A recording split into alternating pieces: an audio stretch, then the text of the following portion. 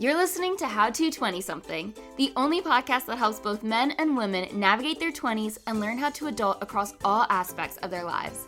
We're going to be focusing on career, relationships, finances, fitness, nutrition, and all of the common challenges and obstacles a typical 20-something will face in this post-college life and what to do about it.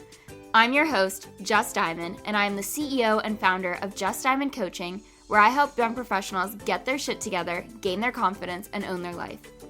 No one prepares you for this adulting world, so allow me to help you feel like you are no longer a chicken running around with its head cut off, and that you actually know what the hell is going on and what your next step to take is. Welcome to How to 20-something.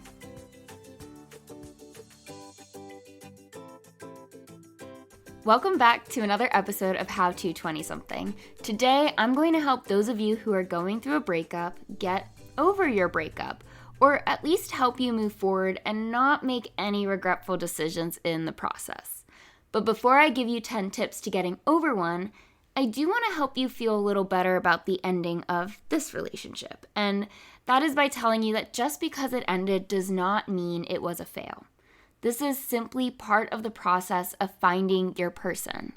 Use what went well in this relationship and what didn't to guide you in your next one.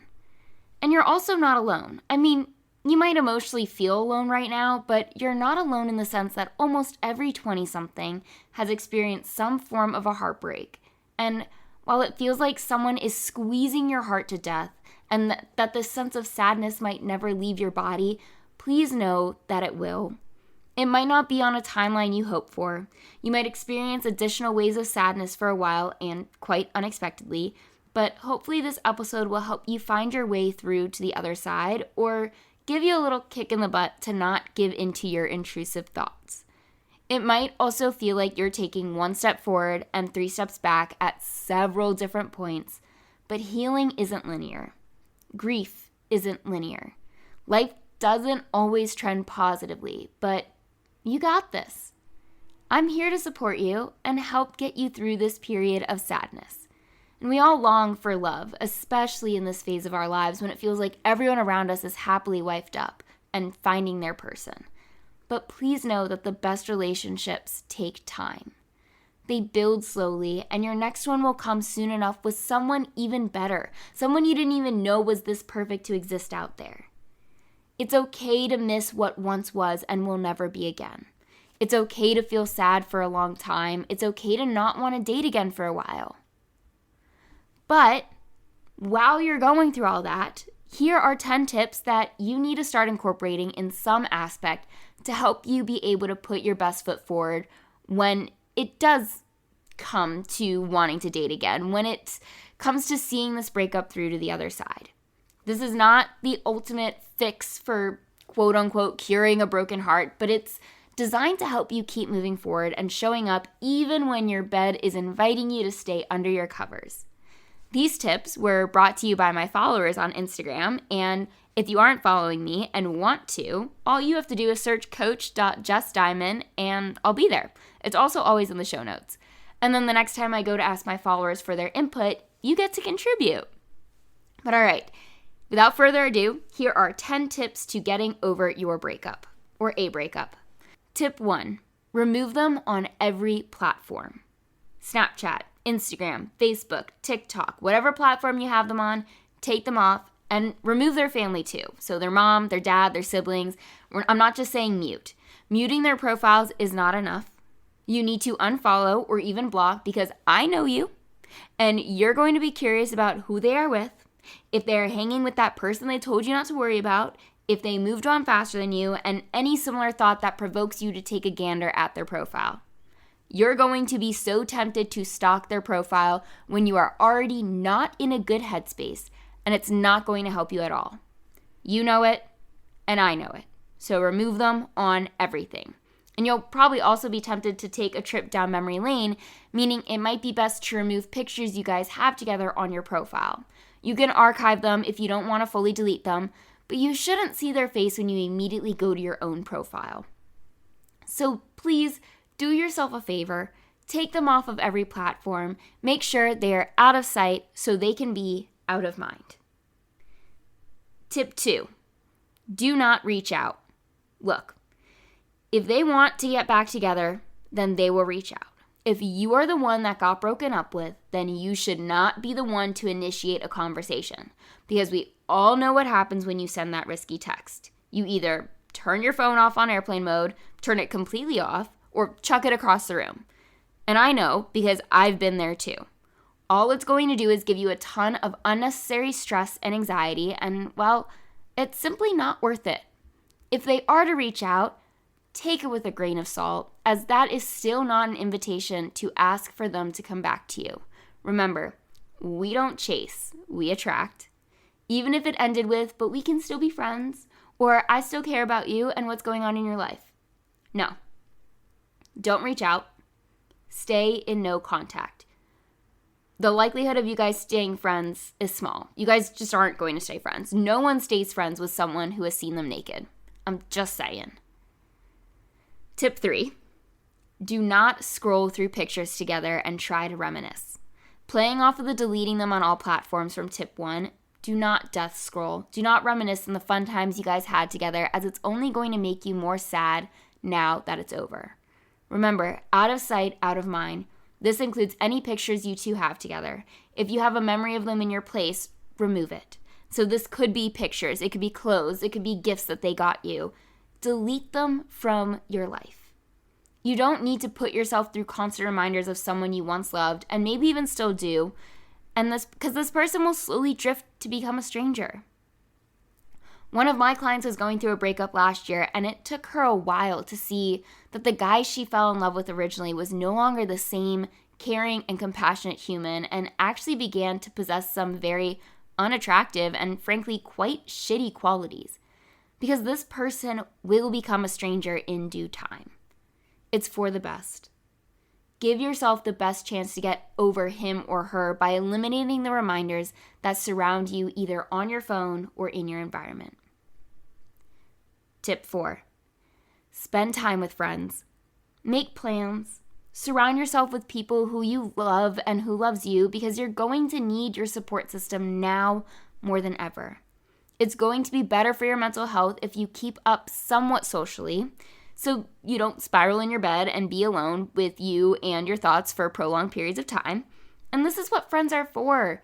They are there to be your shoulder to cry on, someone to crack a joke and get you to smile again, someone who makes your heart feel happy just by being around them. So ask for help when you need help. This is something I struggle with deeply, especially if you're the strong friend that's going through a breakup, which I'll make a whole episode about what it means to be the strong friend soon enough, but it's hard to tell someone you're sad. It might even feel like you're burdening the people around you with your sob story, or you feel annoying to constantly bring up what's bringing you down, but your friends want to see you happy. So go be with them. And I'm going to tell you right now, I feel like a hypocrite saying this because of how much I know I personally struggle with telling my own friends about my sadness and how guilty I feel every time I bring up my situation. So we're on this ride together. But really, try your hardest to get yourself out of bed and around your friends, or call your long-distance best friend and have them cheer you up or let you vent to them. All of my best friends are long distance. But when something is really bothering any of us, we all know we can schedule a call with one another and feel supported and heard. So, don't be afraid to call them. Tip 5, work out. Move your body in some way every day. Keep up with your routine. Do something that gets the blood flowing. So even if you feel like a prisoner to your bed every day, you've still done something. You've showed up for yourself and have done something that will help you. Physical activity provides good mental clarity while also promoting mental health and gives you a nice little dopamine release, so the happy chemicals in your brain are going to temporarily relieve some sadness. Not to mention the breakup glow up that comes with moving your body and not letting yourself drift away. Once you're ready for the world, you want to be able to look and feel great too. This might even be a time to pick up a new activity, a new way of moving your body that maybe includes meeting new people and surrounding yourself with other healthy individuals. Movement should be in everyone's routine, even if you're not going through a breakup, but especially if you are. And if your place of workout is where your now ex goes, then please consider changing locations or at least times. It absolutely sucks to feel like you're constantly looking over your shoulder to see if they might walk through the doors, or already be working out when you're trying to clear your head and show up for yourself. I actually just ended a gym membership in part because I didn't want to pay for a gym when I have free access to another one, but also because I've been dealing with a friendship breakup, and that gym was a reminder of what once was and will never be again. And I didn't dare want to see this person when I'm trying to work out and feel good. My recommendation, if you are feeling glum but know you need to move your body, would be to go to the gym with a hat and big headphones on. Block out the world, focus on yourself. Do what you need to do to move your body and keep yourself healthy, both mentally and physically. Which brings me to tip 6. Do something new every day that brings you joy. Literally anything that brings even a glimmer of sunshine into your gloomy mind. This could be getting your hair done, taking a long bath, reading your favorite book, calling your favorite person, jumping on a trampoline, having a picnic, going axe throwing, punching stuff, treating yourself to a coffee or ice cream, buying a new outfit, playing video games. Not for hours on end where it becomes an unhealthy cope mechanism, but enough for you to feel a little bit of relief from your mental load of this breakup. But something that brings you joy in a healthy way, that is also going to help you move forward and to remind yourself that happiness does exist. Sometimes happy feels hard to come by, but doing something even for 30 seconds takes you out of your own thoughts and makes you feel something other than sadness will be beneficial for you. Tip 7, escape. Take a day trip somewhere. Maybe go for a hike, fly somewhere, go home, whatever you choose. Get out of your current environment. You need a break from your routine and from your surroundings, so go change it up. This escape doesn't mean escape reality. It could mean shutting off social media, blocking out everything, but it really means an escape from your current location. It's extremely therapeutic and will aid in getting you out of your rut. So if you feel stuck, if you feel like you can't go on, then go away. It could be a trip with friends or by yourself. Just go somewhere that isn't where you're currently living. I can only relate to going through a breakup with my friendship one because, man, those hurt bad. But I haven't really been heartbroken from a love interest. When this breakup first happened, I went home. I knew I needed to get out of Charlotte. I needed a break from adulting for a few days, plus flights were cheap. So I escaped. I surrounded myself with family and the beach and took a time out from my life because it's exhausting to be an adult all the freaking time. And I needed a break. If I can go escape, so can you. So tip 7, escape. Number 8, let yourself cry. As I said in the beginning of this episode, grieving is not a linear process. You can feel fine one moment, like you're finally out of it and you're good to go, and then this pit of sadness just comes crashing into you. So let yourself cry. Let yourself scream. Process your emotions. Don't keep them inside of you. It's okay to shed many, many tears. More tears than you're expecting, and over the span of what could be weeks, months, and maybe even a year or two later. You just lost your person. The person you talked to every day, the person who was your everything, the person you called yours and who called you theirs. And to go from constant communication to absolutely nothing leaves a big gaping hole in your life and in your heart. So you're going to be sad. And this sadness is going to come in waves, and those waves will be unexpected. So if that happens, excuse yourself. Go take care of you. Let yourself feel these emotions. It's the shitty, uncomfortable, annoying part of the healing process. But your heart needs time to heal. It just broke into a million pieces and cannot be put back together overnight. So to repeat, let yourself cry. Which brings me to number 9, journal. If you keep crying because of the same thoughts coming through your head over and over again, which is usually what happens to me, then use journaling as a tool. Sometimes talking to yourself or with a friend or with a coach or with a therapist isn't enough. There's something magical that happens when you put a pen to paper and write it out. People ask me all the time how often I journal, and the truth is I hardly do. I use it as a tool when I need it, but never force myself to write just to develop the practice of it. I know people who want journaling to be an everyday practice and aim to make it as such, and even when they do that, I tell them not to put parameters around it, like it has to be for X amount of time every day or X amount of pages long. Just write what pops into your head when you need to. But when it comes to going through a breakup, use journaling as a tool in your toolbox to help you process. More times than not, whatever I journal doesn't enter my head again, or when it does, I've made peace with that thought and allow it to pass through more easily. And that's really what you're doing when it comes to journaling. You're allowing this repetitive thought to pass through, only it's passing through your fingertips and onto a piece of paper, and not just circling your brain over and over again. Even if you don't want to remember or reflect on what you wrote, write it down anyways, and you can always throw it out later or even burn it. But honestly, I think it's good for you when you keep your journal entries and can look back and see how far you've come either a few weeks from now or a few months or even a few years. Remind yourself of this journey, as it might not be the last time you go through something like this. And it's going to come with these ups and downs, but when you journal, you can remind yourself that you got through it before and you can get through it again.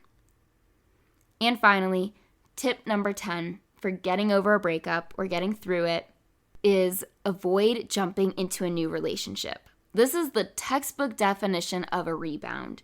Do not use another innocent human for your emotional cushion because you can't stand the thought of being alone.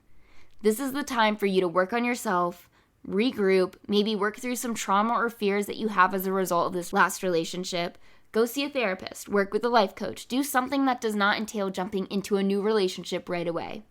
Even if there's an opportunity, try to avoid it or prolong it so you can give yourself some time to heal, recover, establish some independence, reconnect to yourself, and reevaluate what you want and what you're looking for in your next relationship. Rebounds are for those of you who are emotionally immature and can't handle the thought of being alone. I know that's a very judgmental sentence, but as your audio version of a life coach, I'm going to give you some of those hard truths and tough loves. And that is looking at your life and your patterns and seriously ask yourself, when was the last time you were single for a solid amount of time? We're talking at least 6 months. Not that I'm putting a timeline on healing, but it is important to look at your life and how you operate in it alone. There's great power in being single for a decent amount of time. There are also some downsides, but I do want to highlight the importance of this single time and the value behind it. It helps you create a blank slate for what you want, what you are deserving of, and where your boundaries stand. Use this time to create some wonderful habits, an insane amount of self-love, and a strong sense of community, because those are also really important things to take with you in your next relationship. You're not going to be single for forever. If someone has loved you in the past, then there's nothing stopping someone from loving you in the future. But for right now, focus on you. Focus on getting through this breakup and focus on some aspects of your life that you want to improve upon.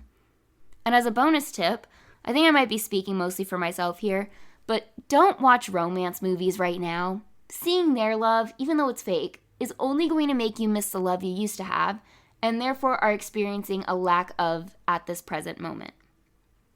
But these are my 10 tips to getting over a breakup. And like I said, this isn't to cure you and have you feeling instantly better, but it is giving you some tools to use to help you through this time of your life. And I hope this helped. And I feel for you. I'm sending a virtual hug your way. I can help you get back into your own mojo too if you want to take me up on an offer to work with me as your coach one-on-one. My last tidbit of advice is this breakup is not the end of the world. You will get through this and know that any emotions you feel are totally valid, but you still need to show up for yourself now more than ever. If you liked what you heard, please give me a good rating, share it with a friend who might be suffering from a broken heart, or post it on social media and tag me at coach.justdiamond when you do. Otherwise, this concludes another episode of How to 20-something, and I will be in your headphones again next week with another new episode. Again, sending my heart out to you, to those of you going through a breakup right now, because they are not fun.